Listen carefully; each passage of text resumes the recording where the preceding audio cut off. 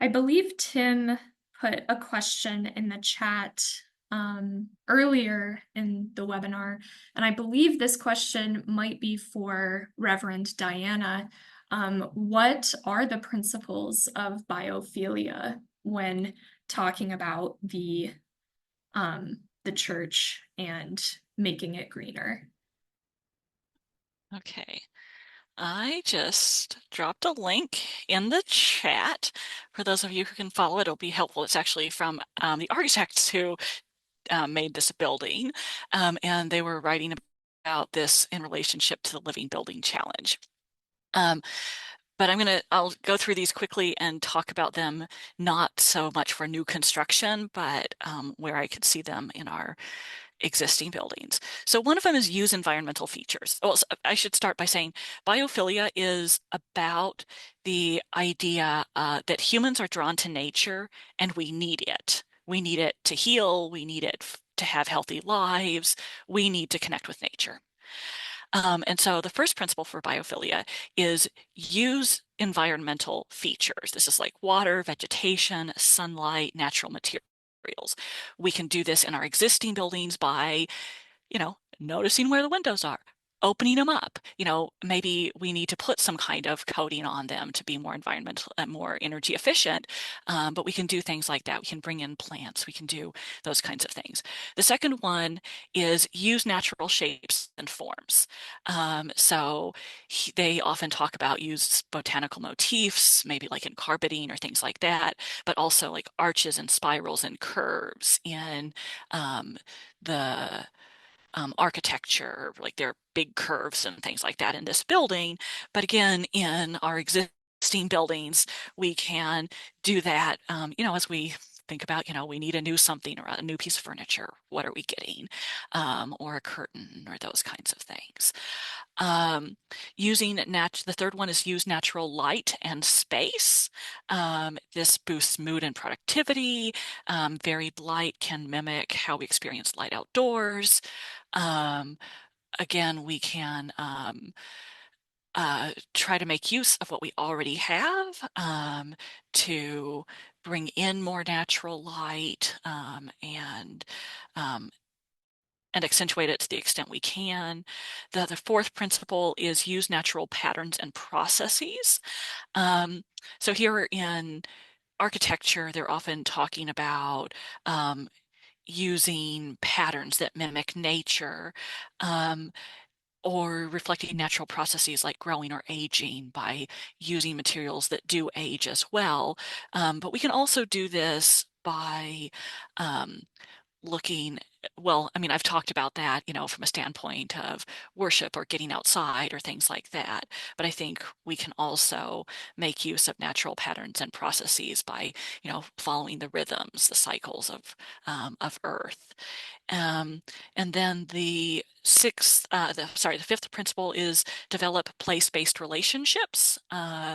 So this is, I think, uh, one that we do have a lot more capacity to do in a lot of our existing spaces, um, knowing that, and I know that there are, you know, it's easier in some places than others, but we can do things like use natural local materials. We can use native plantings to the extent we can. We can um, develop relationships with the natural world. And then the sixth principle is reconnecting human-nature relationships. Um, so that is developing spaces of protection and refuge, developing awe and excitement. This really connects with celebration that we talked about earlier, having order and complexity, and exploration and discovery. So those are our six principles, and you can read more about them in that article.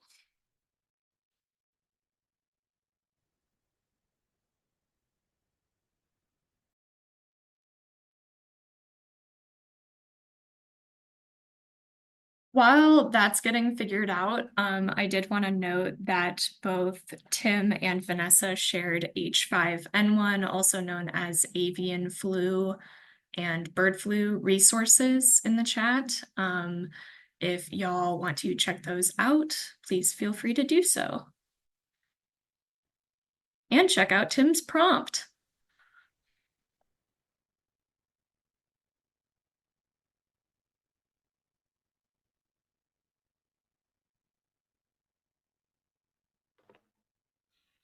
Can I jump in on Tim's prompt?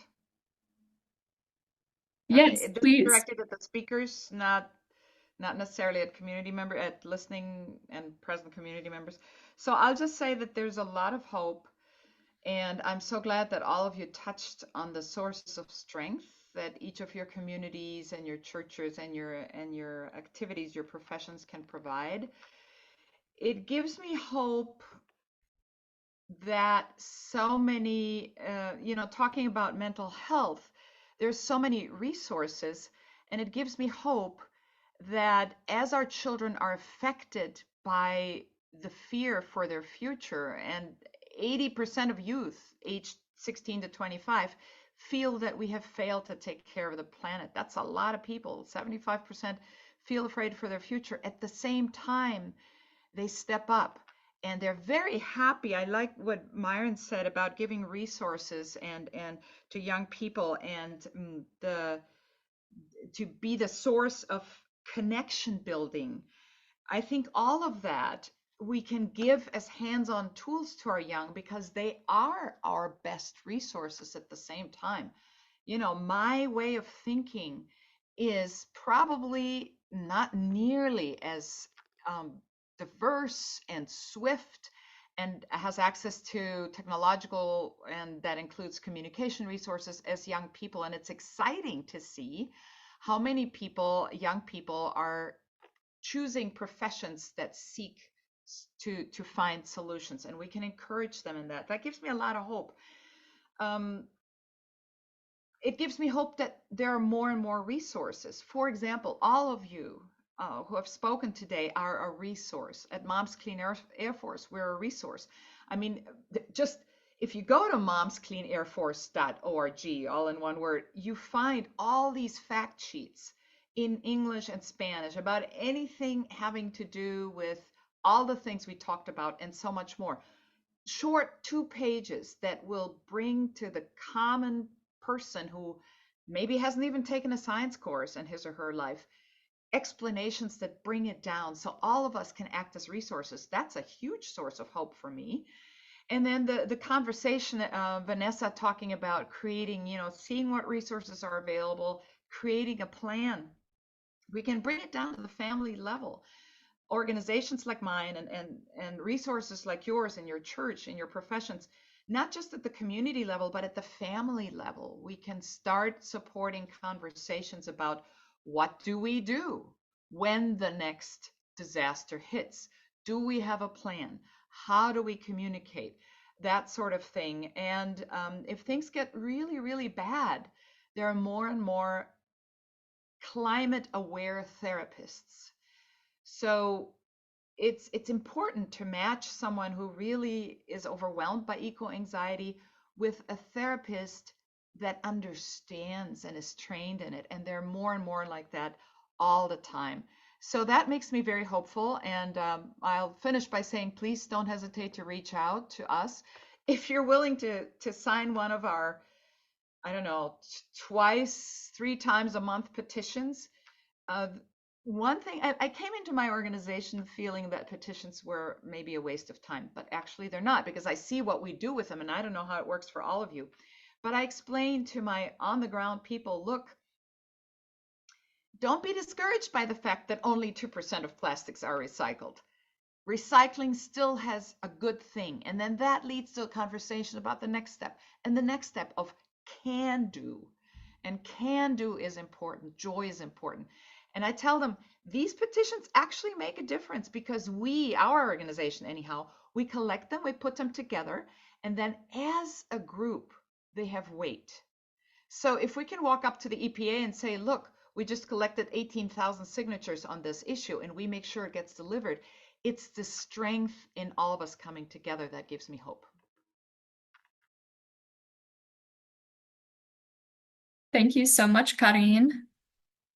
Anybody else want to share what gives them hope?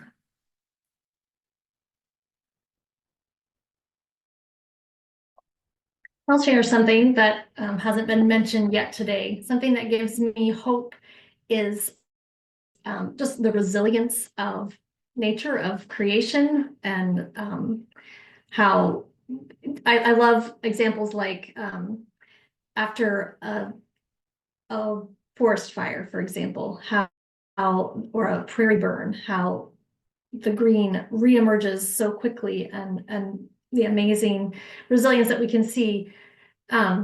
And coupled with that, there is a movement. I'm not sure how many of you may have heard of the wild church movement, which is a movement of worshiping outdoors and um, just really helping people to pay attention to creation, both to the groaning and that resilience that is present, and I think so powerful, and that we underestimate that we as humans can partner with creation in healing, and that wild church element is helping people reconnect with the power of creation, the kind of that spiritual connection that really is so important in motivating action. So that gives me hope.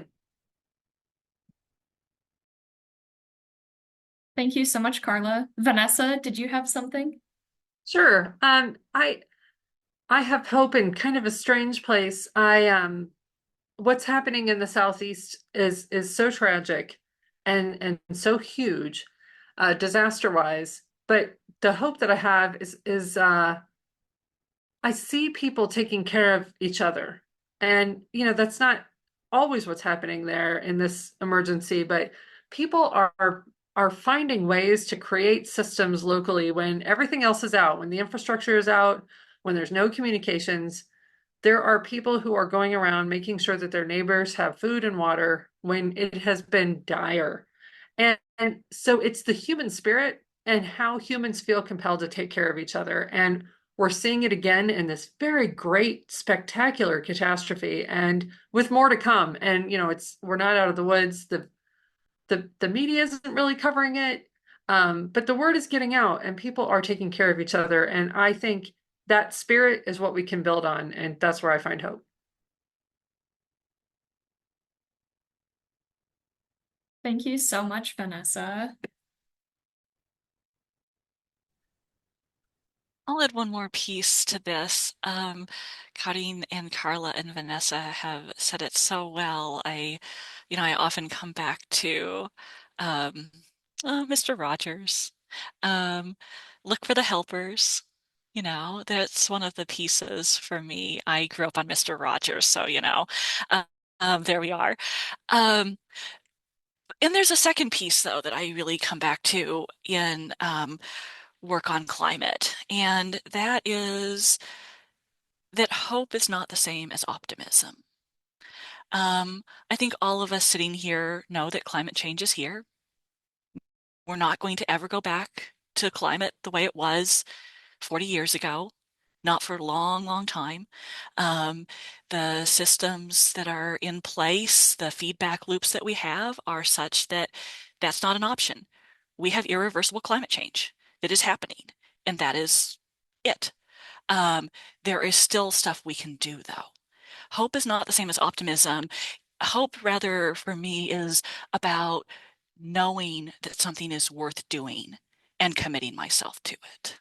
Hope is that knowledge that, yes, there is still something we can do. We can't do that one thing, but there are still so many things that we can do. There are so many better outcomes that we can have. And there are worse outcomes we can have. And it's worth committing my life and helping my congregation commit our collective lives to making some of those better outcomes. So Can I add that's mine. something to what? Can I add something to Please. what Diana just said? That hope includes our self-awareness. So in other words, each one of us can keep having the antennae going, saying, okay, what else can we do? What else needs to be done? So for example, are our doctors aware that certain medications make exposure to heat worse and more dangerous? Do our doctors even know that? We can reach out to our hospitals to make sure our medical communities are aware of this. Do we are our local psychologists aware that some people, some cultures deal with dangers differently? Are we covering language barriers for the immediate needs? And are we talking to our local already fantastic resources like our counselors to ask them, are you trained in trauma specifically, in response to trauma? So what gives me hope is that all of us are privileged to have the tools to recognize that we can always do a little more.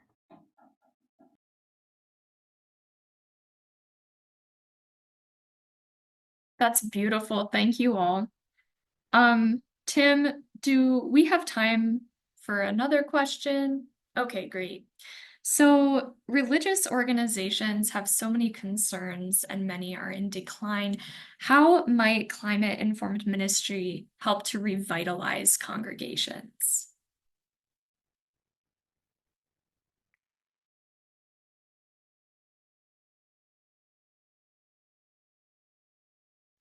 Well, I'll just jump. Okay.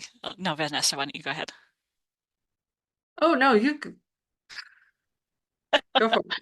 Okay. I just kind of, well, as the active congregational minister here, although yeah, anyway, everybody's coming from our own perspectives, Carla, in a way you are, and Myron, yeah. Anyway, um, so my congregation is actually um, vibrant and growing at this point coming out of the pandemic. And I think I know that our justice work and our work on celebration and connecting with the earth and using connecting with the land as part of our religious education programming, that all of those things are a lot of the reason why we are vibrant and growing. Now, I know we also have some really special circumstances here. You know, there are circumstances around our geographic location and those kinds of things. And um, I think sometimes staying stuck or not moving into some of these. So I want to be clear. I do know that moving into justice work is really hard for a lot of congregations. And believe me, as a justice-minded minister, I know that it is not easy work. And for me, it's very life-giving. It's also very challenging, and I have to have lots of resources for myself around that. But for us, it's led to a growing congregation.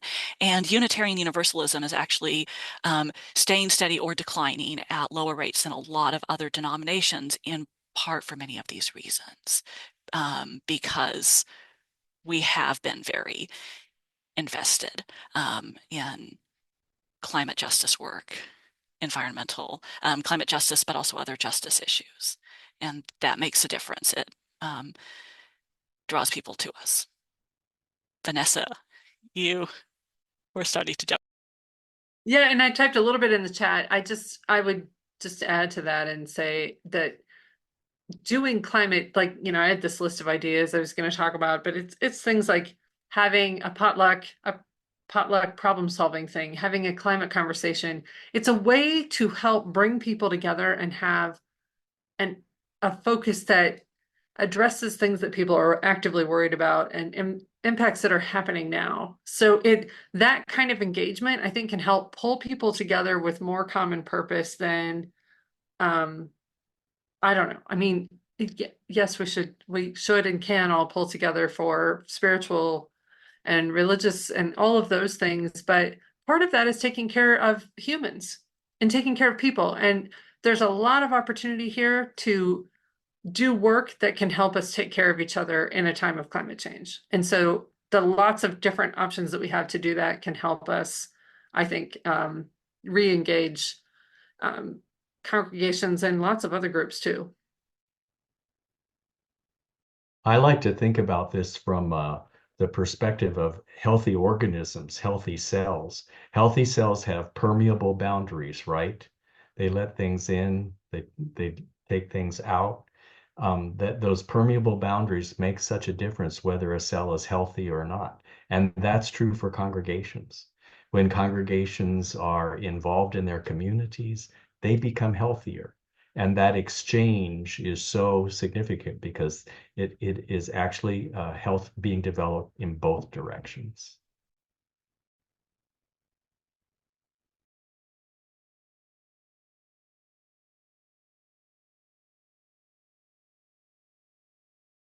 Are there any other thoughts or any other questions that have come up at all?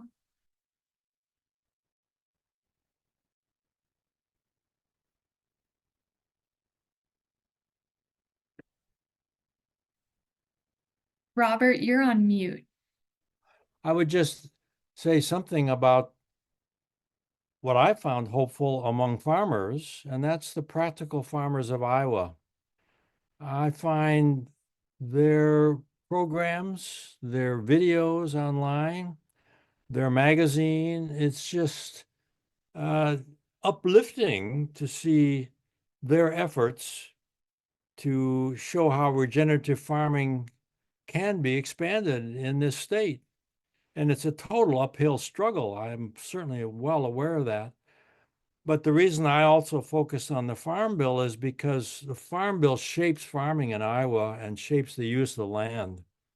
And until the incentives in the Farm Bill are shifted politically from the monocultures and the livestock operations, really, it's very hard to have practical farming succeed in a sustainable way. So whenever we think about Iowa, we have to start thinking about the land. It's got to recover in a way that's more sustainable for life to improve in the future. And practical farmers are doing their best. I think it's wonderful. So you can always give money to practical farmers. I mean, they put it to good use. That's my experience.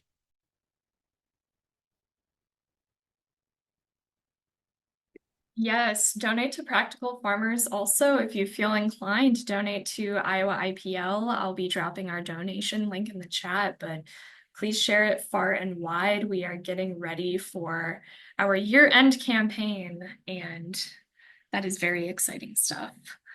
I will go ahead and drop that link in the chat.